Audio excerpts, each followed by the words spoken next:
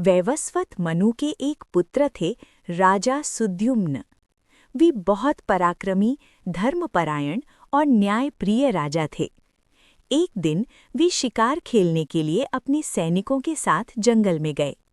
शिकार करते करते वे एक ऐसे वन में प्रवेश कर गए जो भगवान शिव और माता पार्वती का विहार स्थल था। उस वन के बारे में एक विशेष बात थी। वहां जो भी पुरुष प्रवेश करता वह स्त्री बन जाता। लेकिन सुद्युम्न को ये बात पता नहीं थी। जैसे ही सुद्युम्न उस वन में गए, वे और उनके साथ के सभी पुरुष स्त्रियों में बदल गए।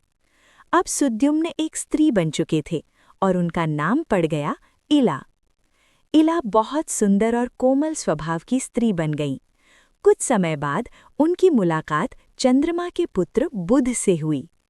बुध और इला एक दूसरे से प्रेम करने लगे और उनका विवाह हो गया। उनसे एक पुत्र हुआ जिसका नाम था पुरुरवा। लेकिन सुद्युम्न को अपने पूर्व रूप की याद आती थी। उन्होंने भगवान शिव की तपस्या की। उनकी तपस्या से प्रसन्न होकर शिवजी ने उन्हें वरदान दिया कि वे 1 महीने पुरुष और 1 महीने स्त्री रूप में रहेंगे। इस प्रकार सुद्युम्न का जीवन 2 रूपों में बीतने लगा। 1 माह वे राजा सुद्युम्न पुरुष, दूसरे माह वे इला स्त्री। जब ये पुरुष रूप में होते तब वे अपने राज्य का शासन करते, और जब स्त्री रूप में होते तब वे बुध के साथ रहते।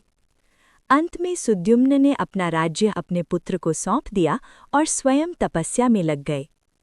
इस कथा का संदेश: ये कहानी हमें ये सिखाती है कि जीवन में परिस्थितियां बदलती रहती हैं, लेकिन धैर्य और भक्ति से हर समस्या का समाधान मिल सकता है। साथ ही ये कथा प्रकृति और दिव्य शक्तियों के रहस्य को भी दर्शाती है।